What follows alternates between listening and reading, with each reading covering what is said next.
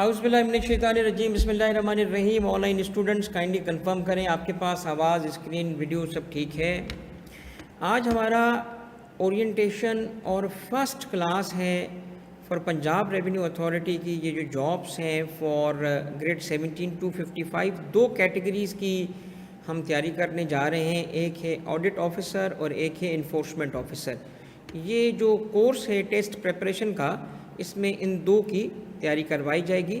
और आज हम ना सिर्फ गो थ्रू करेंगे कुछ ओरिएंटेशन की चीज़ों को कि तैयारी कैसे करनी चाहिए, बल्कि हम आज फर्स्ट सेशन में लर्निंग भी स्टार्ट कर देंगे। और जो इस दफ़ा सबसे इम्पॉर्टेंट बल्कि सबसे ही इम्पॉर्टेंट चीज़ जो डिटर्मिनेटिव फैक्टर बनेगा और इस टेस्ट के लिए जो मेरा अंदाज़ा है वो बनेगा पंजाब सेल्स टैक्स एक्ट 2012, क्योंकि वो बहुत टेक्निकल है, उसको सेल्फ स्टडी पे नहीं पढ़ा जा सकता। तो उसके जो नंबर होंगे वो काफ़ी इम्पोर्टेंट होंगे किसी भी स्टूडेंट और कैंडिडेट के ओवरऑल अच्छे स्कोर लेने में। तो अल्लाह का नाम लेके स्टार्ट करते हैं। सबसे पहले ऑनलाइन स्टूडेंट्स, आपकी कंफर्मेशन मुझे चाहिए कि आपको सारी चीज़ें सही दिख रही हैं ताकि हम आज के सेशन को स्टार्ट कर सकें। एक तो मैं ब्रीफली आपको चंद चीज़ें बताऊँगा, चूँकि आपने ऑलरेडी एड देख लिया है, आप ऑलरेडी फेमिलियर हो इन चीज़ों के बारे में कि चूँकि इस एड के अंदर बहुत सारी जॉब्स और भी थी, बट मैं सिर्फ अपनी स्ट्रेंथ की वजह से, because of being a tax officer working in FBR, working in provincial sales tax for the past so many years, तो मैं सिर्फ इसी हद तक आपकी खिदमत कर सकता हूँ, हेल्प कर सकता हूँ जिस हद तक मेरी एक्सपर्टीज़ है। तो इसीलिए मैंने सिर्फ दो पोजीशंस को पिक किया, और वो हैं ऑडिट ऑफिसर की और इन्फोर्समेंट ऑफिसर की। इन दो की ही तैयारी मिला के करवाई जाएगी इन क्लासेस के अंदर, ठीक है। और ऑडिट ऑफिसर के लिए जो पोजीशंस हैं 56, इसके अंदर आपके सामने ये जो मेरिट है 45 ओपन मेरिट पे हैं, 3 माइनॉरिटी, स्पेशल पर्सनस के लिए 2 और विमेन कोटा यहाँ पे 6 है। कौन अप्लाई कर सकता है, इसके अंदर ऑलरेडी मैंने एक छोटी सी वीडियो बना के एक्सप्लेन भी कर दिया था कि क्वालिफाइड चार्टर्ड अकाउंटेंट होगा, कॉस्ट अकाउंटेंट इसमें मिसिंग है, तो SCCA इसमें होगा, MPA है, BBA है, BCom मगर ऑनर्स है, 16 ईयर्स ऑफ एजुकेशन, LLB है, BS in public administration accounting. अब देखिए जहाँ पे BS अकाउंटिंग है और बच्चे की उससे भी हायर क्वालिफिकेशन है, MS है, तो वो ऑब्वियसली एलिजिबल हो जाएगा। और उसके अलावा इक्विवेलेंसी इन क्वालिफिकेशंस की अगर किसी और तरीके से रिकॉग्नाइज यूनिवर्सिटी की है तो वो भी एलिजिबल है। तो इसके बाद आता है पेपर पैटर्न। असल चीज़ ये है कि सिंगल पेपर है, और सबसे बड़ी बात ये है दोस्तों कि एक ही पेपर की तैयारी करनी है आपने, और 100 मार्क्स हैं जिसमें से 90 मिनट के अंदर आपने पेपर को अटेम्प्ट करना है। और ये ज़बरदस्त पोजीशन हैं ग्रेड 17 की इन प्रोविंशियल गवर्नमेंट। और मेरी नज़र में तो जो ये ग्रेड 17 की जॉब्स हैं ये एज़ गुड एज़ PMS और एज़ गुड एज़ CSS है, क्योंकि जब आप प्रोविंशियल अथॉरिटी के अंदर एक रेवेन्यू कलेक्टर के रोल में आते हो तो फ्यूचर इस मुल्क में, मैं आपको बता रहा हूँ, दो चीज़ों का है, एक टेक्नोलॉजी का और एक रेवेन्यू कलेक्टर का। क्योंकि मुल्क को चलाने के लिए रेवेन्यू, आप देखें पहले ये डिपार्टमेंट्स एग्जिस्ट तक नहीं करते थे। आज मैं आपको दे दूँगा सारी की सारी ओरिएंटेशन की सारी चीज़ें कहाँ से आई, कैसे बनी। तो इसलिए बहुत बहुत ज़बरदस्त अपॉर्चुनिटी है, बिकॉज कि सिंगल पेपर ये बेटा। सिलेबस असल चीज़ ये है जिस पे हम आज आके थोड़ी सी तफसीली बात करेंगे। देखिए सबसे पहले बात ये है कि 80% मार्क्स ऑडिट ऑफिसर की देखें किस चीज़ पे, हाईली टेक्निकल। इसका मतलब हुआ कि आपसे इन डेप्थ एग्जामिनेशन में चेक किया जाएगा, इन डेप्थ। तो जो ऑडिटर के लिए जाएगा उसको इन डेप्थ स्टडी करनी चाहिए, किन चीज़ों की, इन 4 चीज़ों की, ठीक है। जिसके अंदर आपके पास सबसे पहले क्या आता है, अकाउंटिंग, उसके बाद आता है फाइनेंस, उसके बाद आता है ऑडिटिंग, और उसके बाद आता है सेल्स टैक्स एक्ट 2012। और ये 80 मार्क्स हैं इसके, 80, ओके। जिसके अंदर अगर आप इन्फोर्समेंट ऑफिसर से कंपेयर करेंगे तो उसमें ऑडिटिंग शामिल नहीं है, और यहाँ पे उसके लिए 50 मार्क्स है, 50%, जो भी बहुत ज़्यादा है। क्योंकि पेपर पास करने के लिए आपको ऑब्वियसली कम से कम, और ना सिर्फ पेपर पास करना है, मैंने आपको ये भी एडवाइस करनी है कि कितने पे मेरिट होगा, यानी कितने पे आपको इंटरव्यू के लिए कॉल किया जाएगा, ये अगर आपको सुनने में आ रहा हो कि जी ये 53 पे भी आ सकता है, 60 पे भी आ सकता है, तो मैं आपको कहूँगा कि ये 53 और 50 और 60 दे सोच के पेपर नहीं दीजिएगा, ना तैयारी कीजिएगा। मेरा टारगेट ये है कि मेरे स्टूडेंट्स जो हैं वो 90s में आएँ, 90s में आए। क्यों? क्योंकि सिर्फ आपने रिटन नहीं पास करना, आपने ओवरऑल एलोकेट भी होना है। और टफ कंपटीशन में फिर जो सबसे इम्पोर्टेंट, देखिए ये वो चीज़ है जो कोई भी कर सकता है। क्यों? ये सिंपल एमसीक्यूज होते हैं, जनरल नॉलेज के, पाकिस्तान स्टडी के, current affairs, geography, basic math, English, Urdu, everyday science और बेसिक कंप्यूटर स्टडी, ये कोई भी कर सकता है। इसके अंदर कोई स्पेशल नॉलेज की उस तरह रिक्वायरमेंट नहीं चाहिए जिस तरह आपको पार्ट 1 में चाहिए। ऑडिट ऑफिसर के लिए अगर आप इंटरेस्टेड हैं, जो यकीनन होंगे, तो इसीलिए आपका जो सबसे इम्पोर्टेंट रोल होगा मेरा, वो होगा आपको इसकी बहुत अच्छी तैयारी कराना, बहुत अच्छी तैयारी कराना। और अगर आपको इल्म है इस चीज़ का, ऑलरेडी अगर आप जानते हैं, नहीं जानते तो let me first show you एक ये वाला मेरा जो पिछला इसी किस्म का मैंने एक सेशन लिया था, जो कि इंस्पेक्टर इनलैंड रेवेन्यू की एफबीआर की जॉब्स थी, और उसमें ओवरऑल जो ऑल पाकिस्तान नंबर 3 था वो भी मेरा स्टूडेंट था उस सेशन का। और 35 स्टूडेंट्स उस बैच में अल्हम्दुलिल्लाह इस वक्त they are serving in FBR. वो मेरे इस सेशन के स्टूडेंट थे, and they were working in various professions, some of them were students. तो वहाँ से आए थे मेरे पास कि सर आप टैक्स के टीचर हैं, आप टैक्स कमिश्नर हैं, हम आपसे ये सब्जेक्ट पढ़ना चाहते हैं। तो वो मैंने फिर सेशन स्टार्ट किया था। इसी तरीके से इस सेशन के लिए भी आप में से ही दोस्त मेरे पास आए, उन्होंने कहा कि सर पहले भी आपने इस तरह किया था, अब भी कर लें। हमने कहा चले सिलेबस बेचें। सिलेबस देखा, हमने कहा जी बिल्कुल इसमें हम बच्चे के लिए बहुत कुछ कर सकते हैं। तो हमने कहा हम ही भर ली, बिस्मिल्लाह कर लिया, ठीक है। और अब आप ज़रा आज के सेशन में देखेंगे कि किस तरीके से हम लेके चलेंगे। हमारे पास ओवरऑल जो टाइम है, जो पास्ट की प्रैक्टिस है और जो हमारा एस्टिमेशन है, उसके हिसाब से होगा कोई 2 महीने का टाइम। 2 से ढाई महीने होता है, बट 2 महीने को टारगेट करके ये सेशन मैं आपको कवर कराऊंगा।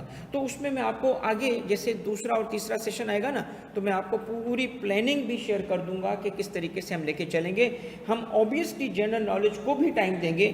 क्यों जनरल नॉलेज को टाइम देंगे? क्योंकि अगर आप जो अगली पोजीशन है वो देखें तो उसमें आपके पास ये 50%, ये आपके पास 50%, तो विच मीन्स के इन्फोर्समेंट जिसकी नंबर ऑफ़ सीट्स काफ़ी हैं, तो आपको 2 तरीके से मेरी एडवाइस है कि मेहनत कर लें। आप इसमें इन्फोर्समेंट के लिए जा रहे हैं तो give your 100%, right, give your 100%, बहुत अच्छी तैयारी करना इसकी, जो मैं करवाऊँगा आपको। और अगर आप यकीनन ऑडिट के लिए जा रहे हैं तो गिव योर 100%। देख रहे हो इसका मतलब क्या है? ओवरऑल दोनों पार्ट्स पे 100% देंगे, दोनों पार्ट्स पे मेहनत करेंगे, ताकि आप दोनों पोजीशंस के लिए अच्छा परफॉर्म कर सको। और ओवरऑल टारगेट हमारा क्या है? 90% को टारगेट करना, राइट। तो आप इंशाल्लाह देखेंगे आज ही कि कितनी इन डेप्थ होके हम स्टडी कर रहे हैं, और फिर उस पर इंशाल्लाह आपको वीकली क्विज़ेस रख के और आपकी प्रैक्टिस भी करवाई जाएगी। बाकी चीज़ें मैंने वो जो ओरिएंटेशन के हवाले से करनी है आपसे, वो आप ऑलरेडी जानते हैं। और वो ये है कि जैसे एज लिमिटेशंस ऑलरेडी आपको पता है, ठीक है। डोमिसाइल पंजाब का होगा, इन्फोर्समेंट में भी सारी चीज़ें हैं, ये सिलेबस है, ये एज है, डोमिसाइल। मगर इसमें जो इम्पोर्टेंट चीज़ है क्विकली बता दूं, आप सब में से वो बहुत सारे स्टूडेंट्स हैं जो मुझे ऑलरेडी जानते हैं, क्योंकि मेरा जो सीए है, सीए के टैक्स के हवाले से अल्हम्दुलिल्लाह अल्लाह ने इज़्ज़त दी है। पूरे मुल्क में मेरे स्टूडेंट्स हैं, पूरे मुल्क में इसका नाम है, तो अल्लाह ने इज़्ज़त दी है। तो उन्हीं बच्चों के तवस्सुत से बहुत सारे लोग जानते भी हैं। बट फिर भी मैं आपको ब्रीफ इंट्रोडक्शन दे दूं कि मैं सीएसएस ऑफिसर हूं, 31st कॉमन से मेरा ताल्लुक़ है। सीएसएस मैंने फर्स्ट अटैम्प्ट में पास किया था एट द एज ऑफ 22, 21 और कुछ मंथ्स थे, तो at the age of 22 I was youngest in my batch, और आई नेवर रीअपीयर्ड। मैंने एक दफ़ा अटैम्प्ट दिया, मैंने दोबारा एग्ज़ाम नहीं दिए थे, बिकॉज कि मुझे मेरे हिसाब से जो एफबीआर की जॉब थी वो बड़ी अच्छी लगी। और अल्हम्दुलिल्लाह अब करंटली सर्विंग एज कमिश्नर, और ये सेल्स टैक्स ऑन सर्विस के 8 साल का मेरा तजुर्बा है, जिस चीज़ को आपको एग्जामिन किया जाएगा। और इसको अल्हम्दुलिल्लाह मैं इन डेप्थ चीज़ों को जानता हूँ। तो आपकी ये वाला मेरा एक्सपीरियंस है 8 साल का, आपको बहुत फ़ायदा देगा इन सेशंस में। मगर ना सिर्फ ये कि मेरा 8-10 साल का तजर्बा है सेल्स टैक्स एंड सर्विस का, 20 साल का ओवरऑल टैक्स का तजर्बा है और 19 साल कम से कम मेरी टीचिंग को हो गए हैं टैक्सेशन की। तो दोनों स्किल आपको और दोनों चीज़ें आपको काम आएंगी, ठीक है। इसके अलावा जो ये मैंने आपको बता दिया कि मैं 2-3 इससे पहले भी सेशंस इस किस्म के जो हाईली टेक्निकल होते हैं और मुझे लगता है कि मेरी वजह से स्टूडेंट्स को फ़ायदा होगा, क्योंकि ऑब्वियसली मेरा शेड्यूल बहुत बहुत टफ़ है और बिज़ी है, क्योंकि ऑलरेडी मैं वर्किंग एज कमिश्नर जॉब कर रहा होता हूँ, उसमें भी अल्हम्दुलिल्लाह आई गिव माई 100%। और जो शाम को फ़रागत मिलती है तो उसमें मैं टीचिंग कर लेता हूँ। तो मैं सीए को ऑलरेडी पढ़ा रहा हूँ, एक कॉर्पोरेट टैक्सेशन का कोर्स में करवा रहा हूँ। तो मैं हर टेस्ट प्रिपरेशन में नहीं कूदता और सिर्फ उसी टेस्ट प्रिपरेशन को मैं लेता हूँ जिसका ताल्लुक मेरी स्पेशलाइजेशन से हो, ताकि बच्चों की लाइफ में अगर कुछ मैं कर सकता हूँ तो मैं उसके लिए टाइम निकालूंगा। तो इसके लिए भी मैंने टाइम निकाला है। पास्ट में भी 2-3 टेस्ट इस किस्म के थे, तो जिनका ताल्लुक टैक्स इससे होता है मैं उसी की टेस्ट की प्रिपरेशन करा देता हूँ। टेस्ट प्रिपरेशन कैसे होगी? आपको लाइव सेशंस होंगे, जैसे आप इस वक्त मुझे सुन रहे हैं, या रिकॉर्डेड होगा पोर्टल के थ्रू, ये यूट्यूब के थ्रू नहीं होगा, क्योंकि ऑलरेडी एक सीए कॉलेज है जहाँ जिसके प्लेटफॉर्म से मैं पढ़ाता हूँ, ठीक है। ये सीए का कॉलेज है जिसका प्लेटफॉर्म मैं यूज़ कर रहा हूँ, तो ऑलरेडी पोर्टल है, ठीक है, उसके थ्रू एक्सेस होगा। फुल कोर्स कवरेज की जाएगी और इन डेप्थ स्टडी की जाएगी फाइनेंस की और ख़ास तौर पे सेल्स टैक्स एक्ट की, ताकि अगर उसमें से, चूँकि वो अगर इन्फोर्समेंट ऑफिसर में 50 नंबर हैं और सपोज़ कर लो कि अगर एक्ट से उसने 20-22 सवाल पूछ लिए, 20-22 मार्क्स के सवाल पूछ लिए, तो सारा कुछ तो चला जाएगा ना अगर आपकी इन डेप्थ स्टडी नहीं होगी तो। और ऐसा नहीं हो सकता कि आप उसको बगैर समझे याद करने की कोशिश करें, ये नामुमकिनात में से। आपको समझ के काम करना पड़ेगा, कॉन्सेप्ट बनाएंगे, कॉन्सेप्ट बिल्डिंग होगी आपकी, तो इंशाल्लाह इसके 50 नंबर जो इन्फोर्समेंट के लिए हैं और 80 नंबर फॉर ऑडिट ऑफिसर के लिए बहुत अच्छे हो जाएंगे। तो हमारा बहुत बहुत ज़रूरी है इसको अच्छे तरीके से कवर करना। 2 महीने का टाइम है हमारे पास। हम कोशिश करेंगे कि 6 से मे बी 7 दिन आपको दिए जाएं कंटिन्यूस बेसिस पे। अब टाइमिंग ऑब्वियसली जैसे मैंने कहा कि एक बिजी शेड्यूल होता है, तो इसीलिए मैं मॉर्निंग में 8 to 9 के दरमियान आपको ये लेक्चर दिया करूँगा, और इसके अलावा इस ज़रूरत पड़ने पे इवनिंग में भी होगा और वीकेंड्स भी होंगे, बट इंशाल्लाह आपको टाइम प्रॉपर दिया जाएगा, क्योंकि अगर वादा किया है तो वफा किया जाएगा, अच्छे तरीके से कोर्स कवरेज की जाएगी।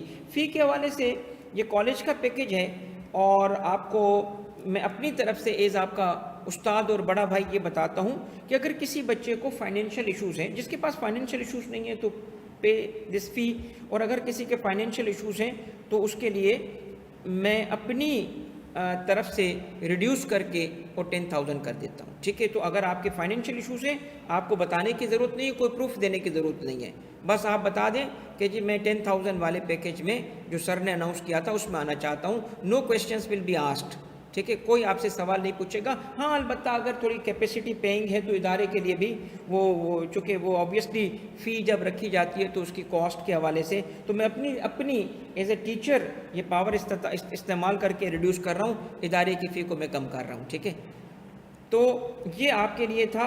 रजिस्ट्रेशन के लिए ये कॉन्टैक्ट नंबर है हमारा कॉलेज का, और इसका व्हाट्सएप ग्रुप ज्वाइन करना बहुत ज़रूरी है, बहुत ज़रूरी है। तो इसी नंबर से आप लिंक मंगा के और व्हाट्सएप ग्रुप को ज्वाइन कर लें। दोस्तों, ये जो सेशन है ना, ये सेशन कैसे चलेगा और किस तरीके से लेके चलेंगे, आए सबसे पहले मैं आज आपकी थोड़ी सी लर्निंग करा के आपको चीज़ें बताता हूँ कि किस तरीके से, क्योंकि देखो इसका ना सिर्फ यानी जो टेक्निकल और डोमेन, अल्हम्दुलिल्लाह मैं एक्सपर्ट हूँ। डोमेन का मतलब होता है कि जी सब्जेक्ट स्पेशलिस्ट। टैक्स का अल्हम्दुलिल्लाह 20 साल का वो तजर्बा है जिसके अंदर 2 चीज़ें शामिल हैं, एक पढ़ाने का तजर्बा और दूसरा जो है वो टैक्स एडमिनिस्ट्रेशन का तजर्बा, और वो भी बिल्कुल रेलिवेंट, क्योंकि यही सेल्स टैक्स एंड सर्विस जब पाकिस्तान में आया तो पाकिस्तान में इसको नई शक्ल जब दी जा रही थी तो one of the earliest tax officers जिनको पिक किया गया था, I was one of them.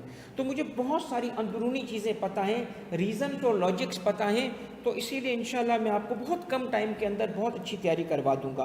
तो एक तो ये चीज़ आपके फ़ायदे में होगी, और दूसरी चीज़ क्या है कि ऑलरेडी CSS ऑफिसर हूँ तो मुझे जनरल नॉलेज वाला पोर्शन भी, आपको पता है GK CSS का कितना मुश्किल होता है और क्या नहीं करना पड़ता, तो उसके साथ भी over the period of time अल्हम्दुलिल्लाह मैं टच में रहा हूँ। तो कोशिश यही करूँगा कि आपको एक अच्छी तैयारी करवा दूँ ताकि आपको अच्छे तरीके से आगे बढ़ने में। और आप जब ये वो 35 लोगों ने जब मैसेज किए होंगे मुझे कि सर हम हो गए, सिलेक्ट हो गए, तो कितनी खुशी हुई होगी, उतनी जितनी किसी बाप को होती है, ठीक है, बच्चे हैं ना हमारे। तो आप भी पास हो जाएंगे, आप भी वहाँ सर्व करेंगे।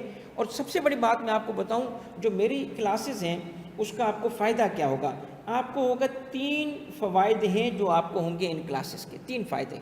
नंबर 1 फ़ायदा, अहमद वालेकुम सलाम, कैसे बेटा।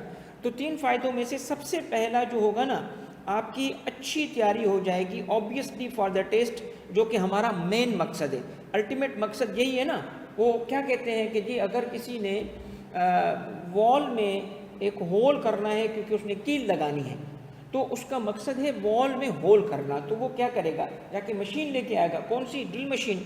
मगर मकसद ड्रिल मशीन है या वॉल में होल करना। तो आप मेरे लेक्चर्स के लिए नहीं आए हो, आप मेरे लिए नहीं आए हो, आप एक सिलेक्शन के लिए आए हो कि सिलेक्ट हो जाऊं, तो वो सोर्स बनता है, ठीक है।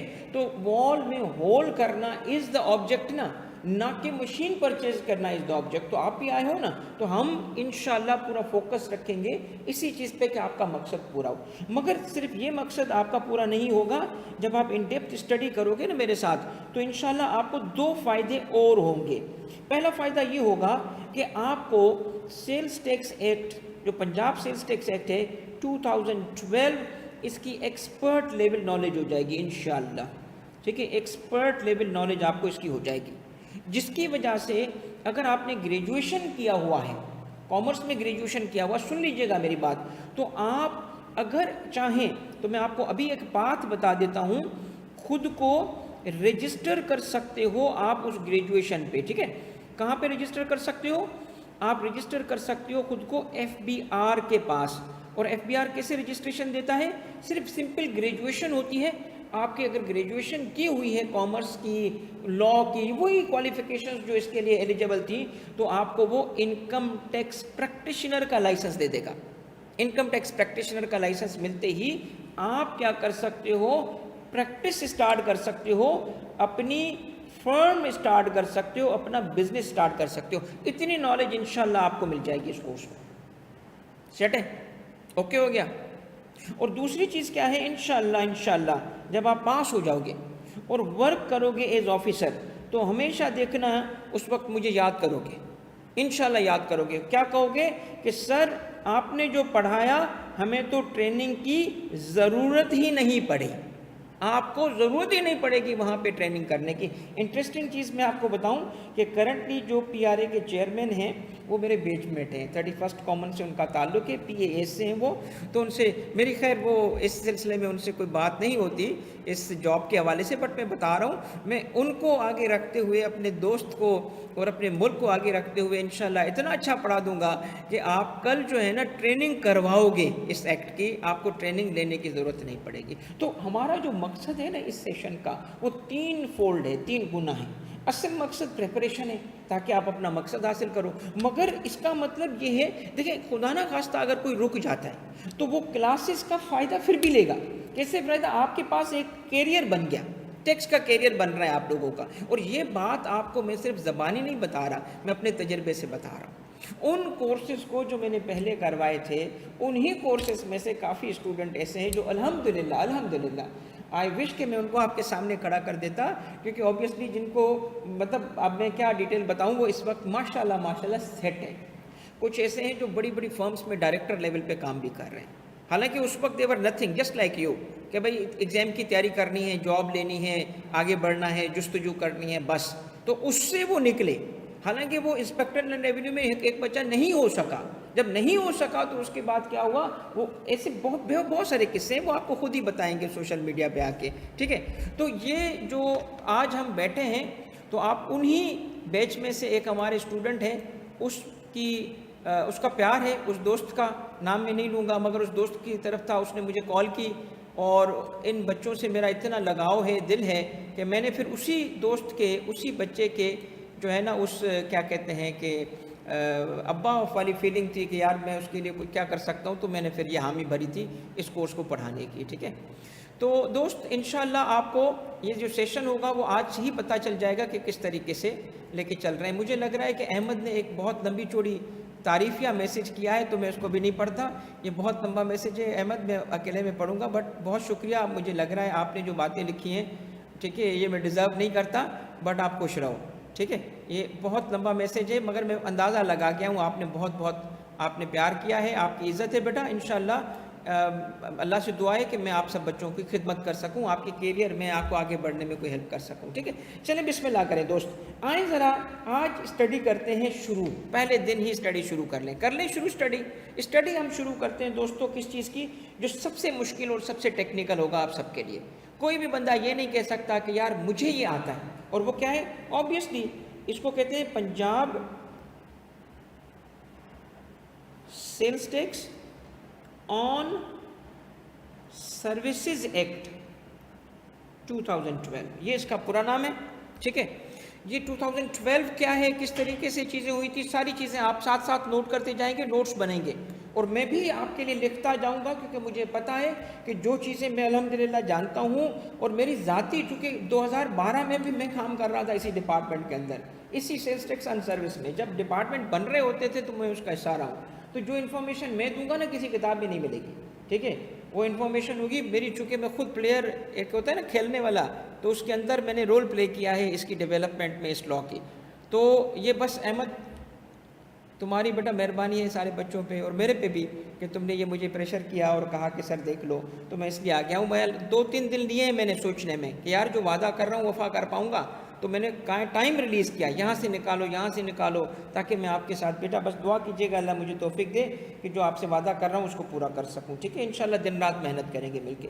तो Punjab sales tax and services act जो है हमारा कोर्स का हिस्सा है, और मैं एक्सपेक्ट कर रहा हूँ कि ऑडिटर वाले जो आपका टेस्ट है, जो आप यकीनन सारे देंगे, जिसमें 80 नंबर हैं, तो 80 के मतलब, इसका मतलब है कि कम से कम भी यार 35 तो मैं समझता हूँ 35 इसमें से आएंगे मार्क्स, किस में से, इस एक्ट में से 35 मार्क्स तो मैं समझ रहा हूँ कि इसमें से आएंगे। क्यों?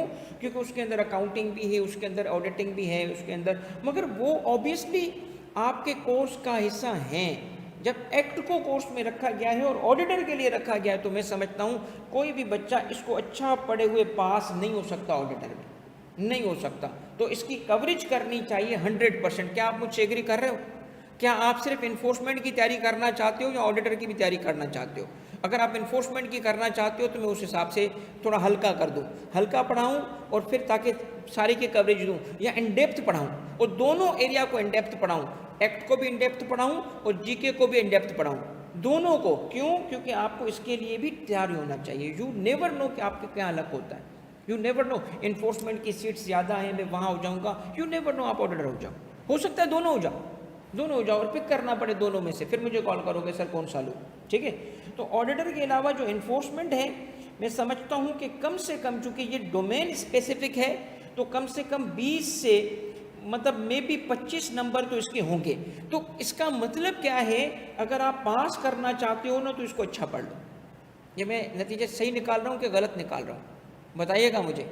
ये नतीजा सही निकाला ना मैंने? इसको जो अच्छा पढ़ेगा, अब हमारे पास जो गिवन टाइम है ना, उस गिवन टाइम में मैं इंशाल्लाह कोशिश करूँगा कम से कम टाइम में भी बहुत अच्छे तरीके से आपको एक्सप्लेन करूँ। और obviously I am a professional teacher, जहाँ पे अल्हम्दुलिल्लाह 20-22 साल का तजर्बा है, तो पढ़ाना भी आता है, समझाना भी आता है, ठीक है। इंशाल्लाह आपको चीज़ें समझ आ जाएंगी। तो इससे स्टार्ट कर रहा हूँ मैं कि इन डेप्थ पढ़ाना है मुझे, एक एक चीज़ समझानी है ताकि आपके कॉन्सेप्ट बिल्डिंग हो जाए। जब कॉन्सेप्ट बिल्डिंग होती है ना, तो एमसीक्यू करना कोई मसला नहीं होता। अगर कॉन्सेप्ट बिल्डिंग नहीं है, चाहे 200 एमसीक्यू की प्रैक्टिस करोगे ना, आपको एमसीक्यू करना नहीं आएगा, क्योंकि वो अगर थोड़ा चेंज कर देगा, जीपीटी कौन से एमसीक्यू नहीं बना रहा, बताएं। आप उसको कोई चीज़ दे दें, बना देगा। तो एग्जामिनर को भी तो पता है ना, आपके क्या कमीशन को नहीं पता कि इस तरह एमसीक्यू बनाए जाते हैं। तो वो बनाने वाला फिर उससे एक कदम आगे जाएगा, तो वो तो सब एमसीक्यू से बना सकते हैं ना, तो उसकी जॉब तो फिर खत्म हो गई, वो अपनी जॉब कैसे रेलिवेंट रखेगा। तो जीपीटी के बनाए हुए एमसीक्यू से एक कदम आगे जाना है, तो आप 90s में फॉल करोगे, फिर आप एलोकेशन में भी आओगे। तो उसके लिए ज़रूरी क्या है, आपको कॉन्सेप्ट बिल्डिंग करनी चाहिए, ठीक है दोस्तों आए ज़रा पढ़ते हैं आज के सेशन के टेक्निकल एस्पेक्ट में, पॉइंट्स को एक्सप्लेन करते हैं वन बाय वन। होप के आप सबको मेरी आवाज़, स्क्रीन, वीडियो सब सही समझ आ रही है और आप रेडी हो। आज हालांकि 27 रमज़ान है, मगर मैंने कहा था कि यार आज के दिन भी बच्चों को कुछ पढ़ाया जाए, टाइम कम है, इस वजह से ये सेशन मैंने आज रखा है। तो आज के दिन की मुनासिबत से दुआ भी है कि अल्लाह आप सबको कामयाब भी करे और अल्लाह मुझे भी तौफीक दे कि मैं आपके लिए जो ये सेशन ला रहा हूँ वो फ़ायदेमंद हो, at the end of the day आपको फ़ायदा हो।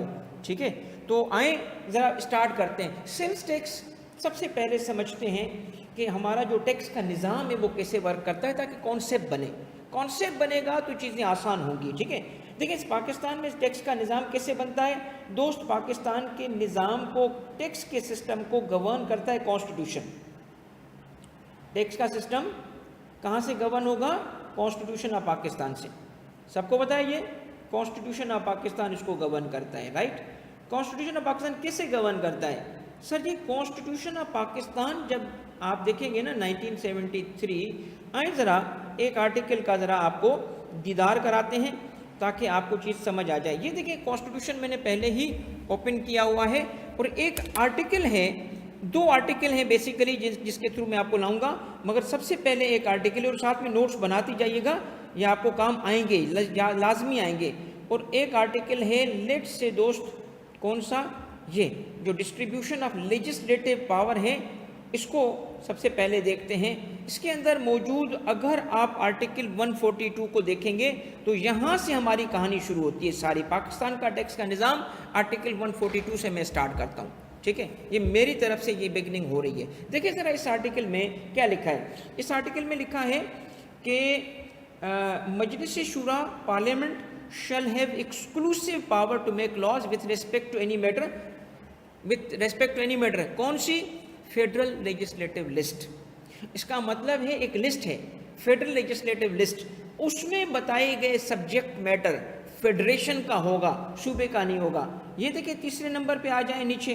ठीक है, क्या लिखा है पैराग्राफ सी में? Subject to paragraph B, a provincial assembly shall and Majlis Shura shall not have the power to make laws with respect to any matter not enumerated in the federal legislative list।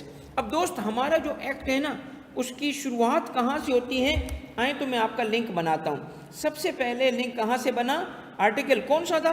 कोई बताएगा article का number क्या है? याद कराने की कोशिश करूंगा बेटा, बताएं। 138 था, 140 था, कौन सा था? प्लीज एक्टिव रहें।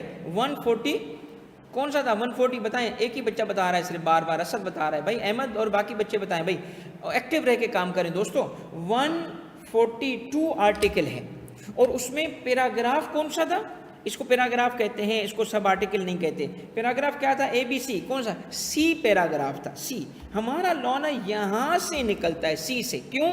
क्योंकि इसने क्या कहा कि फेडरल लेजिस्लेटिव लिस्ट में जो नहीं होगा वो किसका डोमेन है? वो प्रोविंस का डोमेन है, वो प्रोविंशियल डोमेन है। ठीक है, अब हमें ये पता करना है कि फेडरल लेजिस्लेटिव लिस्ट क्या है और कहाँ है। इसके लिए फिर हमें एक और आर्टिकल की तरफ जाना पड़ेगा जो मैं आपको पहले बता रहा था, फिर दो आर्टिकल्स की तरफ जाएंगे। आइए ज़रा अब की बार जाते हैं आर्टिकल 70 पे। ओके, और आर्टिकल 70 को देखते हैं कि वो किसी चीज़ का लिंक बना रहा है, नहीं बना रहा। फिर हम डायरेक्ट चले जाएंगे सेल्स टैक्स ऑन सर्विस पे, तो आपको पहला मेन पॉइंट मिल जाएगा। तो आपकी जो है ना सॉलिड लर्निंग होना शुरू हो जाएगी इंशाल्लाह। आर्टिकल 70 का ताल्लुक है फेडरल लॉ मेकिंग प्रोसेस से।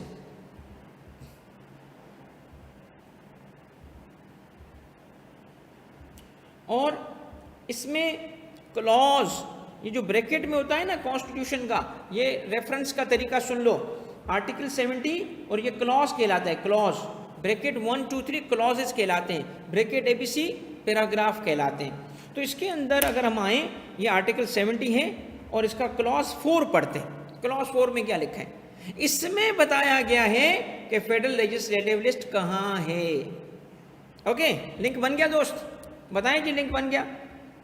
तो आर्टिकल कौन सा था? याद रखना पड़ेगा दोस्त, आर्टिकल 70। क्लॉज कौन सा था? क्लॉज 4। उसने क्या कहा? फेडरल लेजिस्लेटिव लिस्ट वो होगी जो कहाँ गिवन होगी? 4th शेड्यूल में। 4th schedule to the constitution में होगा। लिंक बना दिया कि भाई आप अब फेडरल लेजिस्लेटिव लिस्ट में जाना चाहते हो ना, 4th शेड्यूल पार्ट 1 में चले जाओ, पार्ट 2 में चले जाओ। आए अब हमें जाना पड़ेगा फेडरल लेजिस्लेटिव लिस्ट पे। तो फेडरल लेजिस्लेटिव लिस्ट पे जब हम जाते हैं तो वहाँ से हमें अपने इस कानून के बारे में पता चलता है कि इसको बनने की इजाज़त कहाँ से मिली। ओके, बाहर जाते वक्त किससे पूछते हो भाई? अब्बा से, शादीशुदा लोग बीवी से, तो कॉन्स्टिट्यूशन से पूछना पड़ेगा ना। किसे? कोई भी लॉ नहीं बन सकता जबकि कॉन्स्टिट्यूशन इजाज़त ना दे। तो दोस्त ये जो एंट्रीज शुरू हो गई है ना कॉन्स्टिट्यूशन की 4th ये शेड्यूल की फेडरल लेजिस्लेटिव लिस्ट, ये डोमेन है फेडरेशन का जिसमें वो लॉ मेकिंग कानून साजी कर सकता है, राइट। मगर हमारी रेलिवेंस सिर्फ और सिर्फ एक एंट्री से ताल्लुक़ रखती है और वो एंट्री 49 है। तो आप MCQ नंबर 1 नोट कर लो। MCQ नंबर 1, एग्जामिनर आपसे इस पे ये पूछ सकता है कॉन्स्टिट्यूशन की किस एंट्री ने सेल्स टैक्स ऑन सर्विस को लगाने की इजाजत दी है सूबे को। एंट्री नंबर 49 पढ़े क्या लिखा है? ये फेडरेशन की पावर है। अच्छा, फेडरेशन की पावर पढ़ो क्या लिखा है दोस्त। Taxes on the sales and purchase of goods imported, exported, produced, manufactured or consumed. मगर आगे क्या लिखा है? Except sales tax on services, except. और ये एक्सेप्शन किसने क्रिएट की थी? कौन सी अमेंडमेंट हुई थी जिसमें ये एक्सेप्शन आई थी? दोस्त एक्सेप्शन आई थी, कौन सी अमेंडमेंट मशहूर है? कौन सी अमेंडमेंट मशहूर है? किसी को याद? 18th कॉन्स्टिट्यूशनल अमेंडमेंट ने आके इसको एक्सक्लूजन कर दिया था। अब मैं आपसे एक पॉइंट चाहता हूं डिस्कस करना, पहले आपके लिए मैं नोट कर लूं।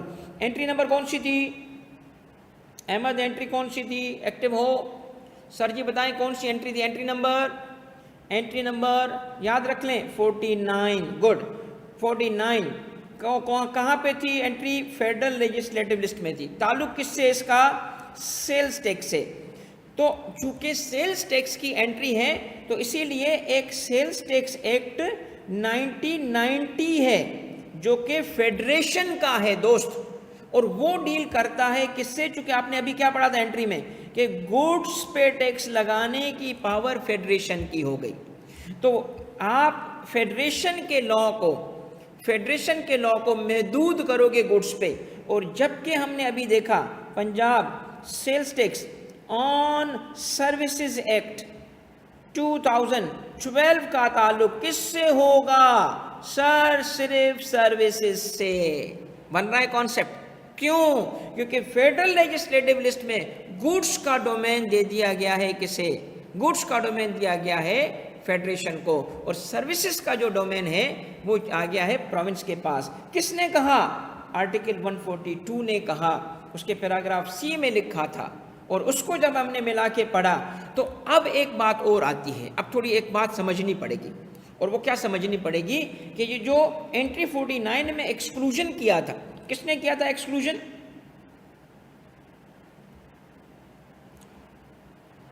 18th अमेंडमेंट ने किया था, करेक्ट। और 18th कॉन्स्टिट्यूशनल अमेंडमेंट कब आई थी? 2010 में आई थी। तो उसका मतलब सेल्स टैक्स ऑन सर्विस कब आया? पंजाब में within the province of Punjab sales tax on service कब आया? MCQ नंबर 2, MCQ नंबर 3 जल्दी से बताइएगा दोस्त, जल्दी बताएं कब आया? गलत, 2012 में नहीं आया। गलत क्यों? क्योंकि sales tax on services Punjab में इससे पहले भी था। मजे की बात क्या है कि 2012 में आप देख रहे हो कि चीज़ें स्टार्ट हुई, मगर नहीं, 2012 में नहीं स्टार्ट हुई दोस्त, इससे पहले स्टार्ट हो चुकी हैं। आए ज़रा उनको भी गो थ्रू करते हैं। देखिए एक्चुअली जो सेल्स टैक्स है ऑन सर्विसेज, सर्विसेज पे सेल्स टैक्स, सर्विसेज पे इनकम टैक्स पहले से मौजूद था, हमेशा से था। सर्विसेज पे फेडरल एक्साइज ड्यूटी भी 70s में था, 1970s 80s में था। मगर sales tax on service Pakistan में कब आता है? चारों सूबों में कब आता है? तो पाकिस्तान में सबसे पहले आता है क्या? Punjab sales tax ordinance, sales tax on services ordinance 2000। ये है मेरे दोस्त पहला लॉ, क्योंकि 2000 में सेल्स टैक्स आया है। Sales tax on service within the province of Punjab कब आया? 2000 में आया, राइट। आप इसके बाद 2012 का पीरियड, तो हुआ क्या, ईयर 2000 से लेके और ईयर 2011 तक उसकी सिर्फ कलेक्शन एडमिनिस्ट्रेशन किसके पास थी, एफबीआर के पास थी, एफबीआर के पास थी। और फिर 2012 में बनाया जाता है पंजाब रेवेन्यू अथॉरिटी को, और इसके लिए एक और लॉ पास किया जाता है, इसका भी लॉ है जिसका नाम क्या है, पंजाब रेवेन्यू अथॉरिटी एक्ट 2012। इसका वो कोर्स में आपके नहीं रखा गया, सिर्फ सेल्स टैक्स एक्ट रखा गया है, पंजाब रेवेन्यू अथॉरिटी बनाने का जो एक्ट है वो कोर्स में नहीं है, मगर पता होना चाहिए आपको कि ये अथॉरिटी बनाई गई। और इसी साल फिर पुराने लॉ को इसे रिपील करके ख़त्म करके 2012 में ही फिर आता है आपका Punjab sales tax on services act 2012। तो अब आपको कंप्लीट पिक्चर मिल गई भाई कंप्लीट पिक्चर। इसका मतलब क्या है कि sales tax on services Punjab में 2000 में आया था, मगर 2012 तक कलेक्शन जो थी एफबीआर के पास थी। उसके बाद जब कहानी है वो चेंज होती है। अब आगे बढ़ते हैं। ओके दोस्तों, पिक्चर क्लियर है भाई। स्टेज 1 कवर कर चुका हूं मैं लेक्चर की। आज की 2-3 चीजें मैंने कवर करनी है लर्निंग पर्पस के लिए। लेवल 1 कवर हो चुका है। क्या इस पे आप क्लियर हो? क्या आपको लगता है इसमें से एमसीक्यू आ सकते हैं भाई? क्यों नहीं आ सकते? इसी में से आएंगे, देख लीजिएगा। ठीक है, आगे बढ़े दोस्त, आगे बढ़े दोस्त। चलें, अब हम आते हैं एक्ट की तरफ। ठीक है, जरा एक्ट का भी थोड़ा सा शक्ल देख लेते हैं। ये देखें भाई, ये भी आपको मैं अभी रिकमेंड करूंगा। ये है हमारा Punjab sales tax on services act. अच्छा, ये देखें, पंजाब सेल्स टैक्स एक्ट नहीं है, पंजाब या सेल्स टैक्स एक्ट नहीं है, इसका मुकम्मल नाम क्या है दोस्त? Punjab sales tax on services act. चूंकि पंजाब रेवेन्यू अथॉरिटी है तो इस वजह से। अच्छा, अब मैं आपको चाहता हूं सबसे पहले आए इस बात को कंफर्म करते हैं कि नाम इसका वाकई यही है जो मैं बता रहा हूं, या जो आपके एड में लिखा है वो है। एड में नाम जो है ना गलत लिखा है, मतलब नाम सही लिखा है बट उन्हें शॉर्ट करके लिखा है। ये देखिएगा, आपका ये एक्ट है, उसका सेक्शन 1 है। अब ये एमसीक्यू भी बन जाएगा आपका।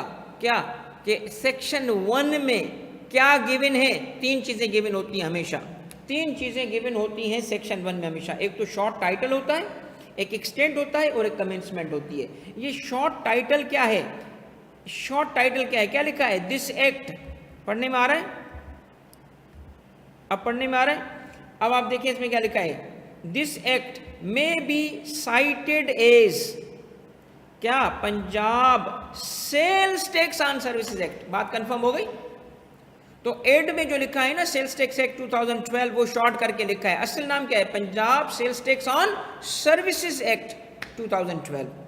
ओके, और it shall extend to whole of Punjab. और इस तरीके से कमेंसमेंट जो होगी उसकी, कमेंसमेंट का मतलब है कब से शुरू हुआ वो। This act shall come into force on and from such date as the government by notification in the official gazette specify. और ये देखिए नंबर 1 नीचे, नोटिफिकेशन जो था वो जून 2012 में ही इशू कर दिया गया। और क्या कहा गया? In exercise of powers conferred under subsection 3 of section 1 of Punjab sales tax on services act, governor of Punjab is please to direct that Punjab sales tax on service shall come into force on. लिख लो कब से शुरू हुआ दोस्त, ये आपका एक पक्का एमसीक्यू है। ये बातें बेटा एक्सपर्ट ही बता सकते हैं, राइट ना, क्योंकि वो निटी-ग्रिटी तो जानता नहीं है ना आम बंदा। तो इसका मतलब क्या है कि सबसे पहले बताएं शॉर्ट टाइटल क्या है इसका। शॉर्ट टाइटल है Punjab sales tax on services act 2012, correct. Second चीज क्या थी? एक्सटेंट। एक्सटेंट का क्या मतलब है? कहां अप्लाई होगा? Whole of the province of Punjab, right. Number 3 क्या है? कमेंसमेंट। कब से शुरू होगा? एक्ट कब से शुरू होगा?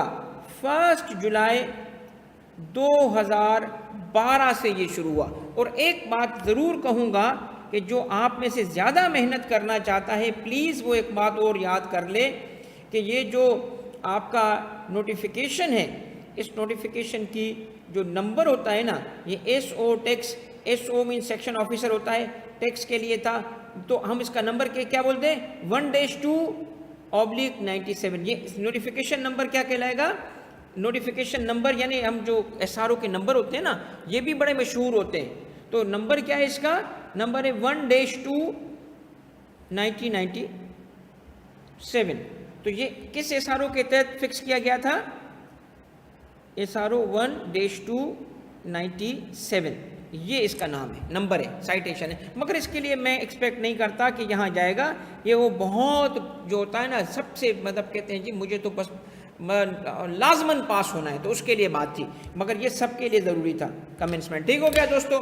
अब आप मुझे बताएं इसमें से MCQ आने के चांस हैं इस किस्म की चीज़ों को। अब आप कॉन्सेप्ट भी बनाओ और MCQ की चीज़ें भी पॉइंट आउट करवाते जाएं, आपकी तैयारी टॉप टॉप हो जाएगी। सेट है। चलिए दोस्तों, अब हम आते हैं इस तरफ कि हमारा जो सेल्स टैक्स एक्ट है उसका ताल्लुक, इसका मतलब सिर्फ सर्विसेज से, ठीक है, उसका ताल्लुक सिर्फ सर्विसेज से है।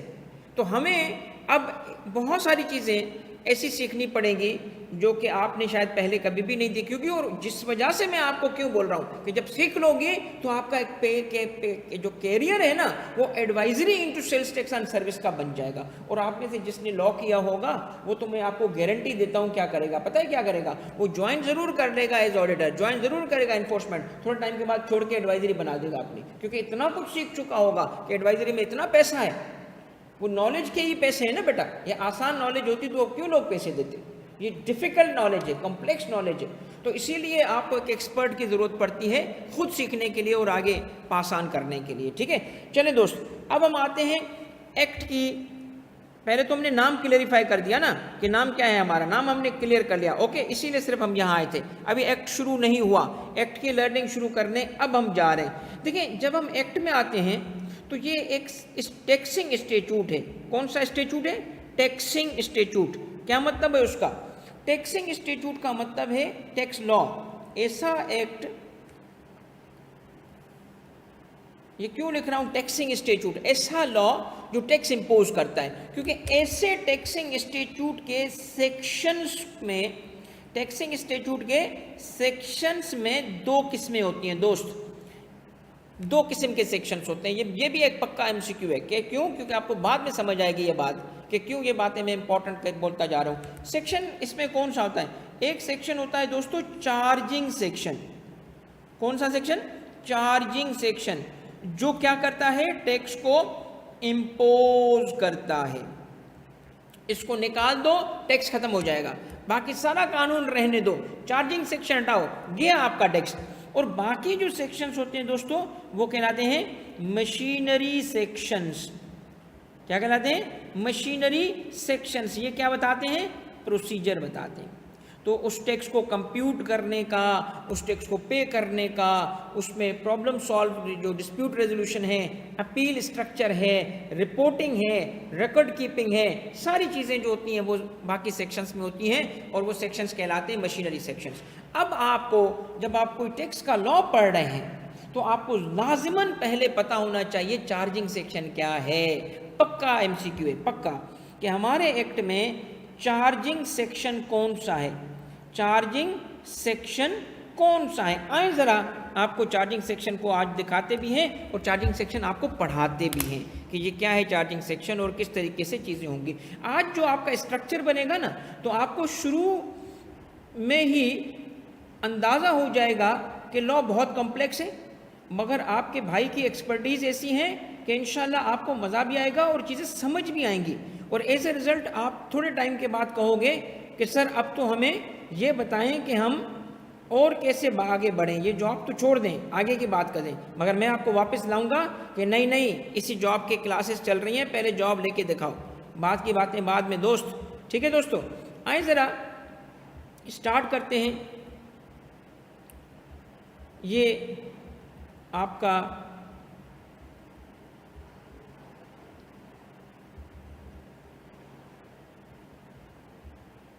हाँ अब आएगा,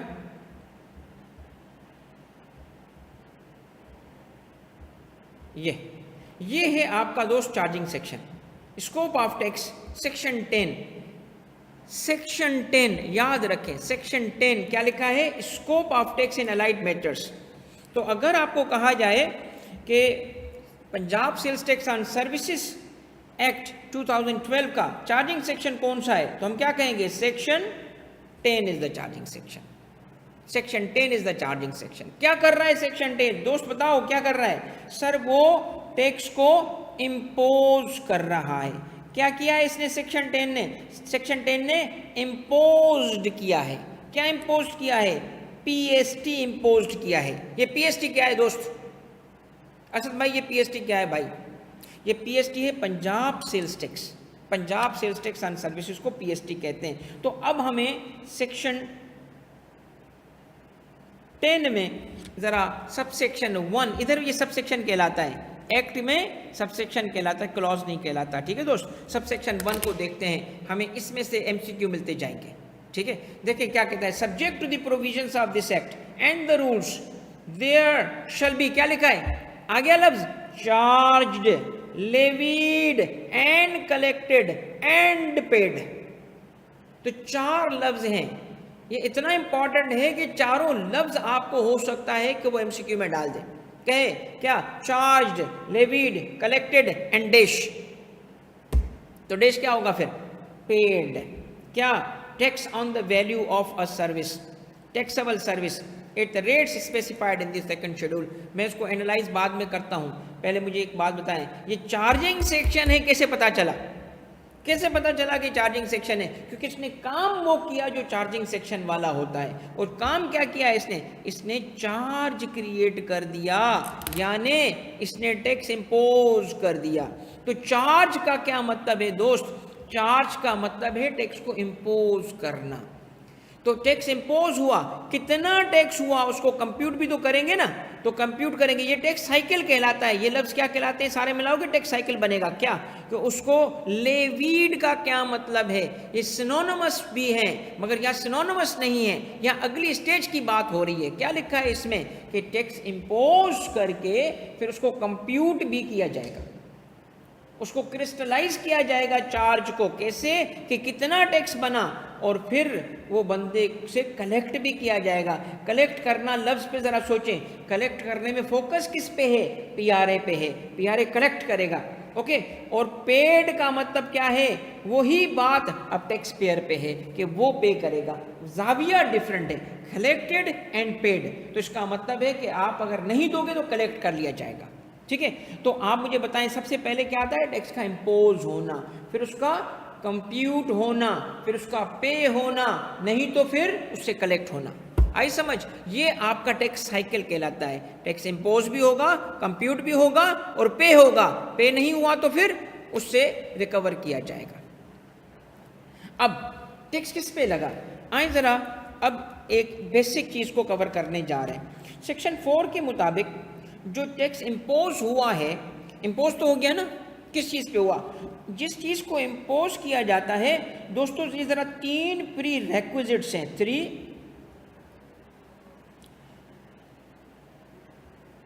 प्री रेक्विजिट ऑफ टैक्स। ये 3 चार्ज ऑफ टैक्स की 3 प्री रेक्विजिट्स हैं। सबसे पहले जरूरी होता है, सबसे पहले जरूरी होता है क्या? जब हम टैक्स लगाने की बात करते हैं, जैसे हमारे एक्ट ने क्या किया, ये देखिए टैक्स लगा रहा है। ये टैक्स साइकिल मैंने आपके सामने रख दिया। अब इसके बाद आए, आप मुझे एक बात बताएं, इसी तरह पढ़ना चाहते हो या एमसीक्यू दे दे के आपसे जान छुड़ाऊं? बताएं किस तरीके से पढ़ना चाहते हैं आप लोग। यही मेथोडोलॉजी है बेटा कि मेरे 35 स्टूडेंट्स जो है ना वो इंस्पेक्टर इनलैंड रेवेन्यू में सिलेक्ट हुए थे। ऑल पाकिस्तान नंबर 3 भी इसी वजह से आया था कि कॉन्सेप्ट बिल्ड हो गया। तो कॉन्सेप्ट बिल्ड हो गया, कोई भी आपको एमसीक्यू रटने की जरूरत नहीं है। आपको इस पोर्शन में एमसीक्यू रटने की जरूरत नहीं पड़ेगी। इंशाल्लाह कॉन्सेप्ट बन जाएगा, कॉमन सेंस डेवलप हो जाएगा। और अगर आप में से वो लोग भी हैं ना जो कि सिर्फ क्लास अटेंड कर लेंगे, इंशाल्लाह तुम देखोगे कि एमसीक्यू में करेक्ट आपसे खुद बात कर रहा होगा। तो प्लीज़ इंटरेस्ट के साथ, तवज्जो के साथ बैठ के आप क्लास को अटेंड कीजिएगा। तो दोस्त ये क्या है? चार्ज ऑफ टैक्स क्या है? इसके 3 प्री कंडीशंस होते हैं। सबसे पहले देखा जाता है कि टैक्स किसे किया गया है। What has been taxed, what has been tax. Tax किस पर लगाया गया? जिस पे टैक्स लगाया जाता है ना उसको कहते हैं टैक्स बेस। क्या कहते हैं उसको? Tax base. अब हमें आइडेंटिफाई करना है कि हमारे टैक्स लॉ ने, ठीक है ना, हमारे 2012 एक्ट ने टैक्स किस चीज को किया है, बेस क्या है उसका। और फिर उसके बाद टैक्स बेस कुछ भी हो, मगर फिर एक टैक्सेबल अमाउंट होता है दोस्त, टैक्सेबल अमाउंट। ये टैक्सेबल मैं शॉर्ट करके यूँ लिखता हूँ, आप मुकम्मल लिखिएगा, टैक्सेबल अमाउंट। जिस चीज़ को अब मैं मिसाल देता हूँ, सपोज कर लें प्रॉपर्टी टैक्स है, एक्साइज एंड टैक्सेशन एक प्रॉपर्टी टैक्स कलेक्ट करता है, एक कमर्शियल प्रॉपर्टी है उस पर टैक्स था, कमर्शियल प्रॉपर्टी पे टैक्स है जो कि एक बंदा सपोज करे नहीं दे रहा। क्यों नहीं दे रहा? क्योंकि घर खाली था, कमर्शियल प्रॉपर्टी खाली थी। वो 2-3 साल बाद आए और दरवाज़ा खोला तो नीचे नोटिस पड़े हुए हैं, पर्चियाँ पड़ी हुई हैं। निकाल के उसने एक पर्ची खोली, लिखा हुआ है भाई तुम पे तो एक्साइज टैक्स है, टैक्स दो। चला गया एक्साइज के दफ्तर, एक्साइज ने कहा जी आपने टैक्स नहीं दिया। वो कहेगा जी मैं तो घर में था ही नहीं।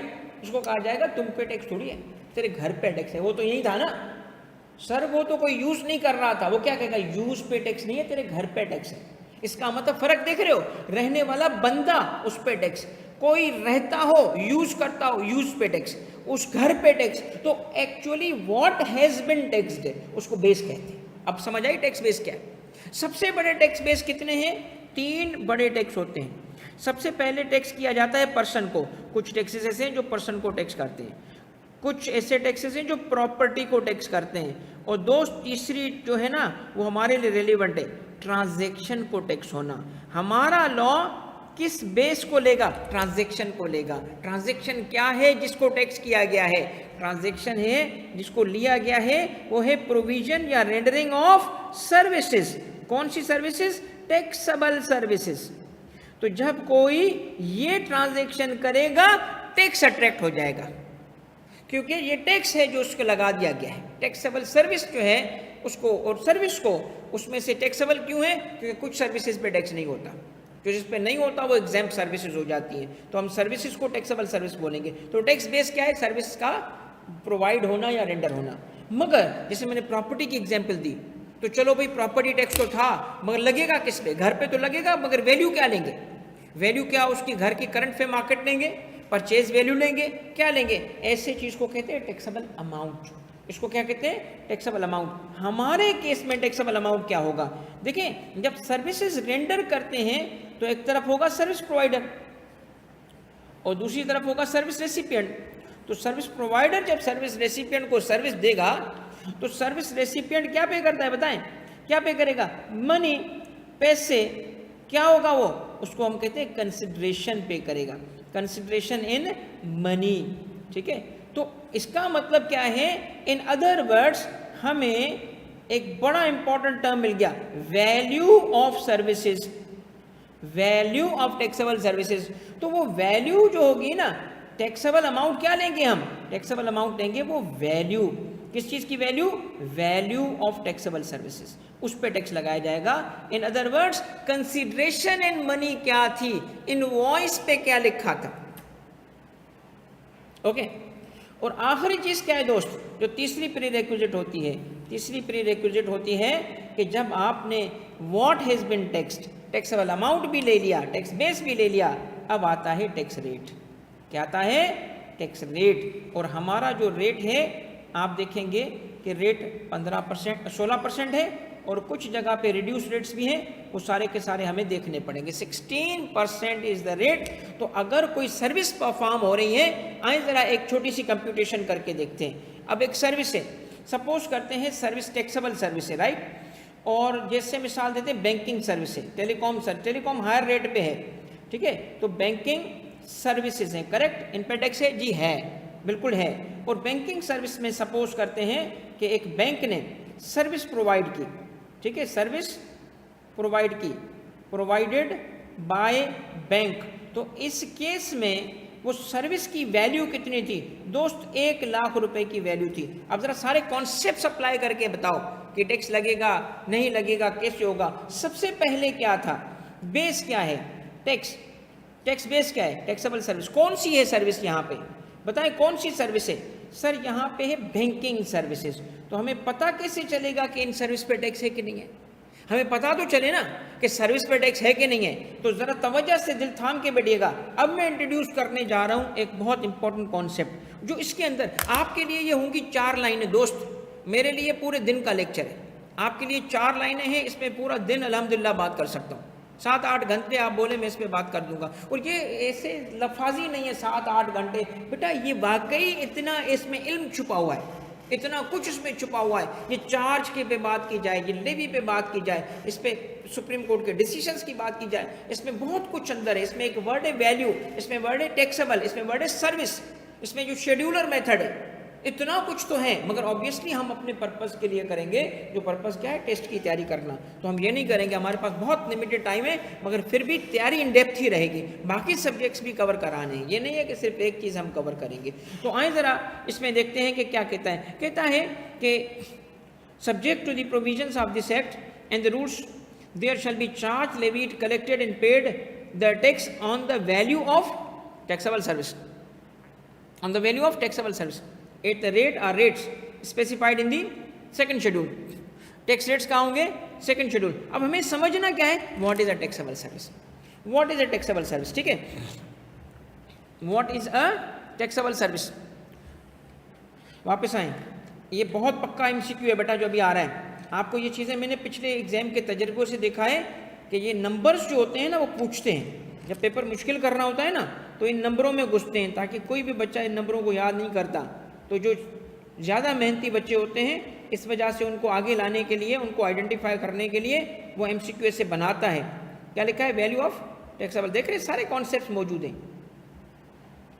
ये है दोस्त, अब आने वाला है आपका कॉन्सेप्ट, और वो कॉन्सेप्ट क्या है, सेक्शन 3। ये आ गया टैक्सेबल सर्विस।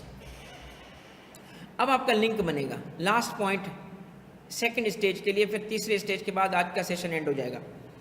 क्या लिखा है, subject such exclusions is mentioned in the second schedule, a taxable service is a service listed in the basic rule. पता चल गया हमें बेसिक रूल। हमें वापस आओ, छोड़े इन चीज़ों को, मेरे बस नोट्स को पकड़ लो। क्या लिखा है, मैंने क्या कहा, टैक्सेबल सर्विस है कि नहीं है, बैंकिंग पे टैक्सेबल सर्विस है कि नहीं है, कैसे पता चलेगा। सर हमें ऐसे पता चलेगा कि हमने अभी अभी एक बात सीखी, क्या कि टैक्सेबल सर्विसेज का हमें इल्म है। क्यों इल्म है, क्योंकि वो लिस्टेड है। कहाँ लिस्टेड है, listed in which schedule, second schedule. तो फर्स्ट शेड्यूल किस चीज का है, अभी बताता हूं। सेकंड शेड्यूल, सेकंड शेड्यूल किसका, एक्ट का। जब आप एक्ट के एंड पे आते हो ना तो शेड्यूल शुरू हो जाते हैं, एक्ट के आखिरी सेक्शन के बाद शेड्यूल शुरू हो जाएंगे। First schedule, second schedule. Second schedule में क्या है, एक लिस्ट है। किस चीज की लिस्ट है, टैक्सेबल सर्विसेज की। वहां बैंकिंग मौजूद है, that is why it is taxable. तो सर रेट क्या होगा, रेट क्या होगा, टैक्सेबल सर्विसेज उस पर रेट होगा। रेट भी उसी शेड्यूल में गिवन है। रेट कहाँ है, अगर एमसीक्यू के लिए पूछ रहा हूं बताएं, रेट आप वैसे तो बता दो कि 16% है, मगर एमसीक्यू पर्पस के लिए रेट क्या है, रेट क्या है बताएं। रेट कहेंगे गिवन इन सेकंड शेड्यूल। वापस आए दोस्त, अब मुझे एक बात बताएं, आपका बेसिक कॉन्सेप्ट बन गया। बेसिक कॉन्सेप्ट कैसे बना, ये देखें क्या क्या रिक्वायरमेंट थी। व्हाट इज बीइंग टैक्स्ड, तो टैक्स बेस क्या है, टैक्सेबल सर्विस। बताएं कहाँ है टैक्सेबल सर्विस, मुझे बताते जाएं। टैक्सेबल सर्विसेज कहाँ है, कहाँ लिस्टेड है, सेकंड शेड्यूल। अमाउंट क्या होगा उसका, वैल्यू। वैल्यू कहाँ है, अभी एक सेक्शन में उसकी डेफिनेशन मौजूद थी, उस पे बाद में आएंगे, इसलिए नंबर नहीं बता रहा मैं उसका, ठीक है। अभी स्लो एंड ग्रेजुअली 1 बाय 1 जाएंगे। टैक्सेबल सर्विस बजाते खुद कहाँ डिफाइंड है, टैक्सेबल सर्विस बजाते खुद कहाँ डिफाइंड है, बताएं कहाँ डिफाइंड है, जिसको हमने अभी कवर नहीं करना। अभी तो ये आएगी बात भाई, डेप्थ में जाएंगे, समझेंगे कहाँ कहाँ टैक्सेबल सर्विस कहाँ डिफाइंड है, टैक्सेबल सर्विस डिफाइंड कहाँ है, जिसने हमें रास्ता दिखाया था। नहीं सर जी नहीं असद, ये सेक्शन 3 में डिफाइंड है। टैक्सेबल सर्विस की डेफिनेशन या कॉन्सेप्ट जो है ना वो कहाँ है, सेक्शन 3।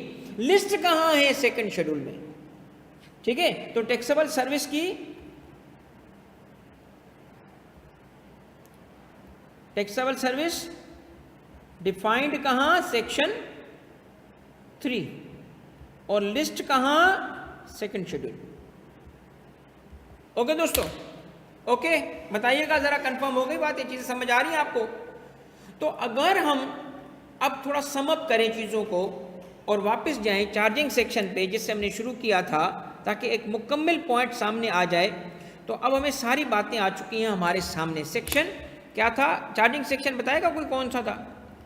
अब जो नंबर होंगे वो पक्के करने होंगे आपको, और आपके जो ग्रुप होगा ना हमारा रजिस्टर्ड ग्रुप जब हम बना लेंगे रजिस्टर्ड स्टूडेंट्स का, तो मैं उसमें इस किस्म के MCQs किसी भी वक्त डाल सकता हूँ, ठीक है। एक तो आपकी क्विज के जरिए प्रैक्टिस होगा, मगर एक MCQ वो होगा जो मैं गाए बगाए आपके ग्रुप पे ऐड करता जाऊंगा और पूछूंगा करेक्ट जवाब क्या है, ताकि आपकी तैयारी हो सके, ठीक है। Section 10 is the charging section, जिसने क्या कहा है कि tax there shall be charge levied collected and paid a tax on the value of taxable services, on the value, that value भी गिवन है। यस, तीनों चीजें मौजूद हैं, तीनों चीजें मौजूद हैं जो टैक्स को चार्ज करने के लिए है। नंबर 1 क्या है? Tax base. टैक्स बेस क्या है? सर्विस का प्रोवाइड होना, what has been taxed, provision of service. Value क्या है? जो कि सेक्शन में गिवन होगी, अमाउंट गिवन होगा, ठीक है। और रेट क्या है? जो सेकंड शेड्यूल में होगा। अब मैं अगर आपसे पूछूं कि मुझे बताएं कि अगर मैं लिस्ट देखना चाहता हूं जिन पे टैक्स है, तो कहां जाऊं? अलीना बेटा बताता हूं आपको, ये रिप्लाई करता हूं, पहले मेरे सवाल का जवाब दे दें, लर्निंग चल रही है बेटा। अगर मुझे लिस्ट देखनी है टैक्सेस की तो कहां जाऊं? दोस्त बताइएगा मैं कहां जाऊं? अगर मुझे लिस्ट देखनी है टैक्सेस की कि टैक्सेबल सर्विसेज की, तो कहां जाऊं? मैं क्या सेक्शन ढूंढूंगा? नहीं सर, सेक्शन नहीं ढूंढेंगे, आप जाएंगे सीधा सीधा एक शेड्यूल में, और शेड्यूल का नंबर क्या है दोस्त? नंबर है उसका सेकंड शेड्यूल। अब इसका मतलब है कि जिन सर्विसेज पे टैक्स है वो लिस्टेड हैं। जुमला करेक्ट के इनकरेक्ट बताइएगा? जिन सर्विसेज पे टैक्स है वो लिस्टेड हैं, जुमला करेक्ट के इनकरेक्ट बताएं, जल्दी जल्दी बताएं। करेक्ट। कहाँ लिस्टेड है? कहाँ लिस्टेड है? Second schedule. तो बेटा इस मेथड का भी एक नाम है, ये लिख लें प्लीज। हमारा जो एक्ट है Punjab sales tax on services act 2012, ये किस मेथड पे बेस कर रहा है? Positive list method. Positive list method, ये क्या होता है पॉजिटिव लिस्ट मेथड? और आप अभी जब जाएंगे ना इंशाल्लाह, तो तब तक ये चेंज भी हो चुका होगा, क्योंकि ये वर्ल्ड बैंक IMF की कंडीशनैलिटी में शामिल है कि आप अपने सेल्स टैक्स को नेगेटिव लिस्ट मेथड पे ले जाओ। किस मेथड पे? Negative list method. तो ये अभी होने वाला है। ये क्या है पॉजिटिव लिस्ट मेथड और नेगेटिव लिस्ट मेथड? आए जरा समझते हैं। ये मेथड्स हैं टैक्स लगाने के, ये दो मेथड्स हैं। मेथड नंबर 1, जहां पे जिन सर्विसेज पे टैक्स है, सर्विसेज जिन पे टैक्स है, अगर वो पॉजिटिवली लिस्टेड हो, अगर लिस्ट किस चीज की है? जिस पे टैक्स है, तो ऐसे मेथड को क्या कहेंगे? Positive list method. मगर अगर लिस्ट इसकी नहीं है और कहा गया है कि सर्विसेज सारी टैक्सेबल हैं, सर्विसेज सारी टैक्सेबल हैं सिवाय एग्जेम्प्ट के, यानी लिस्ट किस चीज की है? सर्विसेज की नहीं है। अगर वो सर्विस है तो टैक्स लगेगा, तो लिस्ट किसकी है? जिस पे टैक्स नहीं है। तो अगर इस मेथड से टैक्स लगाया जाए कि सर्विसेज तो हो मगर क्या लिस्ट दी हो? सर्विसेज एग्जेम्प्टेड हो।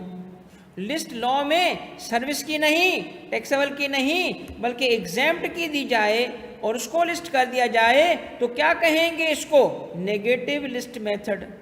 बात समझ आ गई? जहां पे जिस पे टैक्स है वो बताया जाएगा तो पॉजिटिव लिस्ट मेथड, जहां पे टैक्स नहीं है वो बताया जाएगा वो नेगेटिव लिस्ट मेथड। तो income tax law negative list method पे है, क्योंकि उसमें क्या कहा गया है? उसमें कहा गया है कि अगर आप पे टैक्स लग जाएगा, अगर आप इनकम कमा रहे हो तो इनकम ढूंढो नहीं कि कहाँ टैक्स है, नहीं, इनकम है तो टैक्स लगेगा। ऐसे ही सेल्स टैक्स होने जा रहे हैं, ठीक है। तो आप मुझे एक बात बताइएगा, अगर मैं आपसे कहूं कि ये कौन सा मेथड है, ये एक MCQ नहीं बन सकता क्या? तो एक्ट में तो कहीं नहीं लिखा है, क्यों नहीं बन सकता? उसके पीछे छुपा हुआ है। ओके दोस्तों, यहां तक चीजें समझ आ गई आपको।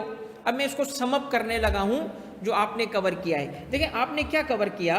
अब सबसे बेसिक चीज कि टैक्स जो पहले मैं बिल्कुल समरी बना देता हूँ आप सबके लिए, ताकि आप इसको कंसाइज वे में एब्जॉर्ब भी कर सको। नंबर 1 क्या है, हमने कहा सबसे पहले स्टार्ट होती है बात कहाँ से, कॉन्स्टिट्यूशन ऑफ पाकिस्तान से। और कॉन्स्टिट्यूशन में कहा गया है कि सेल्स टैक्स ऑन गुड्स, ये फेडरेशन का है, ओके, ये है फेडरेशन का, और सेल्स टैक्स ऑन सर्विसेज ये है प्रोविंसेस का, ओके। और इसे यूज करते हुए किस साल, 2000 में, ईयर 2000 में क्या आया, Punjab sales tax on services ordinance आया, और ये टैक्स इम्पोज कर दिया गया विद इन दी, मगर वो चंद सर्विसेज थी, कोई 8, 10, 12 सर्विसेज थी, उस वक्त इतनी सर्विसेज नहीं थी। फिर उसके बाद अगली स्टेज आती है 2012 की, जिसमें खुद प्रोविंस ने कहा हम कलेक्ट करेंगे, और एक अथॉरिटी बना के, और उसी साल एक एक्ट बनाया गया जो हमारा सब्जेक्ट है, Punjab sales tax on services act 2012। अब चूंकि वो टैक्सिंग स्टैट्यूट है तो उसके 2 सेक्शंस हैं, 2 किस्म के सेक्शंस हैं। उसकी टाइप ऑफ सेक्शंस क्या हैं, 2, एक को कहा हमने चार्जिंग सेक्शन, ठीक है, और दूसरे को हमने कहा प्रोसीजरल सेक्शंस, ठीक है। और चार्जिंग सेक्शन कौन था दोस्त, बताएं कौन सा सेक्शन था, सेक्शन 10 चार्जिंग सेक्शन है।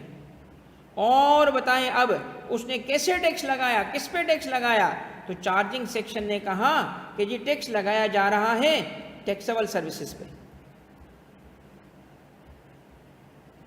ओके। टैक्सेबल सर्विसेज के लिए क्या बताया गया, किस सेक्शन ने उसको डिफाइन किया, सेक्शन 3 ने। किस शेड्यूल में उसकी लिस्ट है, 2nd शेड्यूल। तो फर्स्ट शेड्यूल में किस चीज की सर्विसेज की लिस्ट है, सिर्फ सर्विसेज की लिस्ट फर्स्ट शेड्यूल में है, टैक्सेबल सर्विसेज की लिस्ट 2nd शेड्यूल में है, राइट।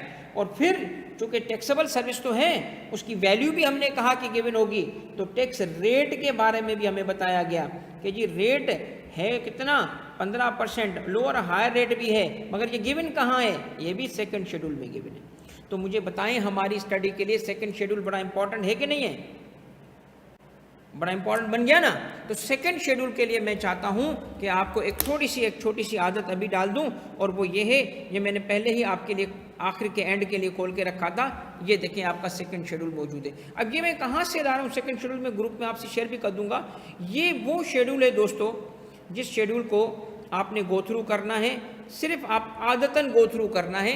ये कोई मेमोराइजेशन ऐसे नहीं होगी कि आप एक एक चीज़ को मैं पढ़ाऊंगा, एक एक चीज़ पढ़ाऊंगा, मगर मैं चाहता हूं कि ये आप PRA की वेबसाइट से डाउनलोड करके प्रिंट करके रख लो, ताकि आपको कम से कम ये सर्विसेज हैं जिस पे टैक्स है, ये सारी सर्विसेज हैं। ये देखिए टेलीकम्युनिकेशन सर्विसेज हैं, ठीक है, आपके पास ये बैंकिंग सर्विसेज हैं, स्टॉक ब्रोकर्स हैं, शिप एजेंट्स हैं, आपको बेतहाशा ये सर्विसेज मिल जाएंगी, एक लॉन्ग लिस्ट है सर्विसेज की।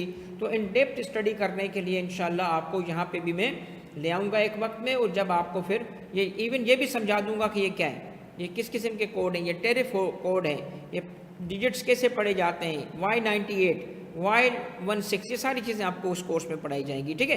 तो आई होप कि आपको कुछ बेसिक लेवल पे आज अंदाज़ा हो गया, और आज के बाद आप बता सकते हो कि सर्विसेज पे टैक्स है कि नहीं है, क्योंकि जब भी कोई आपके पास आएगा कि जी सर्विस पे टैक्स है, तो आप जाके 2nd शेड्यूल खोल सकते हो और उसमें देख के बता सकते हो, रेट भी बता सकते हो, क्योंकि उसी शेड्यूल के आगे रेट भी गिवन है, ठीक है। ये देखें 16% लिखा है, ओके दोस्तों। ये please make a correction, this is 16%, okay. चलें, अब कोई सवाल है तो पूछ लीजिएगा भाई। अब इसमें एक सवाल आया था पहले, तो मैं उसको आंसर करता हूं, और उसके बाद आपके कोई क्वेश्चन हैं तो उसको आंसर करूंगा, ठीक है।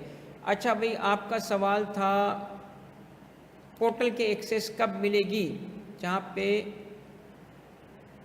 रिकॉर्डेड लेक्चर देख सकते हैं। देखिए अलीना बेटा, पोर्टल का एक्सेस जो है ना, वो रजिस्ट्रेशन आपने करा ली है, तो आप आज पहला लेक्चर है, ये पोर्टल क्रिएट करके उनके लिए जो प्रोसीजर होता है वो कंप्लीट कर लेंगे, और फिर आपको जो भी रजिस्टर्ड स्टूडेंट्स हैं उन सबको इन्फॉर्म कर दिया जाएगा, और आपको पोर्टल का एक्सेस मिल जाएगा। अभी जो इनिशियल प्रिलिमिनरी लेक्चर्स होंगे, 2-3 लेक्चर्स होंगे, सिर्फ 2-3 जो डेमो लेक्चर्स कहलाते हैं, एडमिन क्या करती है उसको यूट्यूब पे भी एक्सेस दे देते हैं। मगर रिमेंबर दिस के ये सिर्फ लिमिटेड पर्पस के लिए 2-3 लेक्चर्स ही सिर्फ यूट्यूब पे जाते हैं, इंटायर कोर्स कभी भी नहीं जाता। इंटायर कोर्स जो है ये सिर्फ पोर्टल पे अवेलेबल होता है, ठीक है। तो आपको इन्फॉर्म कर दिया जाएगा। 16% रेट स्टैंडर्ड रेट है असद, बाकी इसके लोअर रेट भी हैं और हायर रेट भी हैं। अगर कोई कुछ भी ना गिवन हो तो हम कहेंगे 16%। हायर रेट किसका है? टेलीकॉम का 19.5% रेट है। लोअर रेट्स भी हैं, तो हम उस लेवल पे पहुंचेंगे तो मैं इंट्रोड्यूस करूंगा। तो मैं यहाँ पे अब स्टॉप करूंगा क्योंकि हमारा टाइम एंड हो गया है सेशन का।